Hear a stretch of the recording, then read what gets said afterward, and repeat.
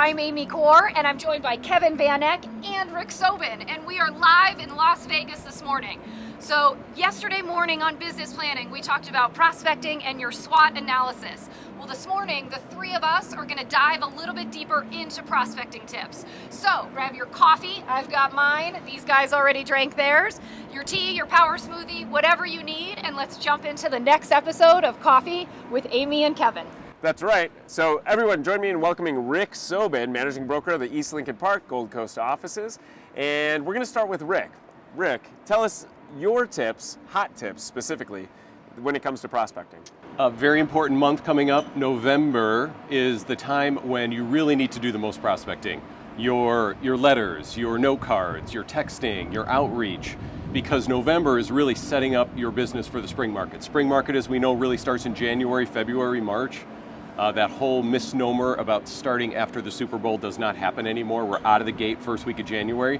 And people don't pay a lot of attention to prospecting in December. So November's a super important month, so remember, do your most outreach in November. That's a great one. Thanks, Rick. No problem. Yeah.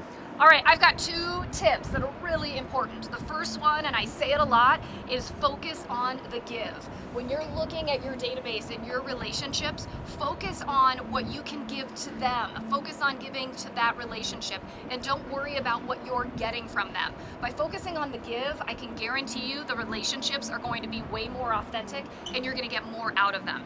Now, I want to dial into reaching out by phone, and I want you to think about this. I know a lot of us don't love doing it, but when you do, I want you to think about two things and having two questions ready to go. When you make that phone call, the first question or thing you talk about is what's going on in their life. And if you don't know what's happening, check out Facebook, Instagram, LinkedIn. It always has a lot of information about your sphere.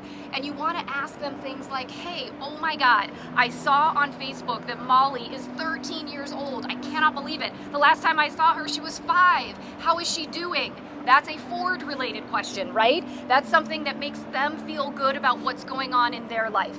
And then the second question you want to have is the intention for the phone call. And how you phrase it is, the reason I'm calling is, and then you lay into a really great question, like, the reason I'm calling is I know you just did your bathroom last year, and I have a really good friend who's thinking about remodeling, and they're looking for a great contractor, and they live in your neighborhood. Would you mind sharing who you use? Because I know you absolutely love them.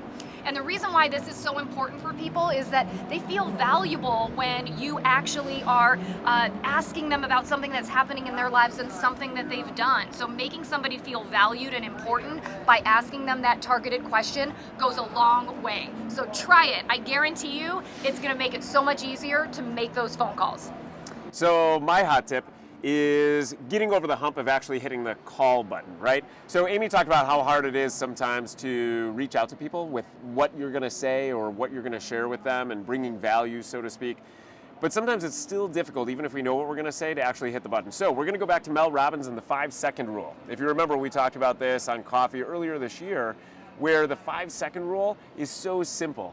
It's really where we just have to do something, we have to take action, and we count down from 5.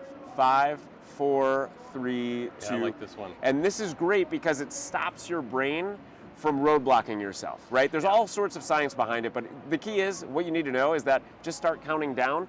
We use it for all sorts of things. I know the three of us have talked about this. Every bite of oatmeal I take every morning. 5, 4, 3, 2, 1. I can do this. I hear Kevin in his office sometimes. 5, 4, 3, 2, 1. And I know he's using the Mel Robbins technique. Like a big nerd, but it works, right?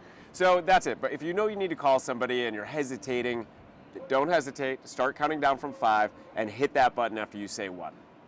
I like that. And as long as we're on a roll, you said something good with business planning yesterday, and it is make sure you're focusing more on your weekly goals and your activities rather than your closed sales, because those come after your weekly activities. So don't measure success by, I did 10 million, measure your success by, I wrote 5 note cards, I made 5 phone calls. Much better way to measure that success. I love it. It's all about getting specific. And so if there is one other thing that I can jump in and add, I would say in your business plan, put in that you're going to do 2 reverse Popeyes this year for your clients.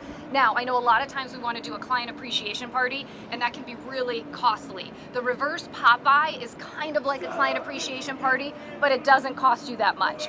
One great thing is pies during Thanksgiving. You can go ahead and ask your audience or your group of people to actually come to you and pick up a pie. It can be at the office or it can be some other coffee shop or great location near you. And the other thing we mentioned earlier this summer, during the hot season, you can go ahead and do a reverse Popeye at an ice cream shop and have all of your closest 100 clients come on by for a scoop of ice cream on you.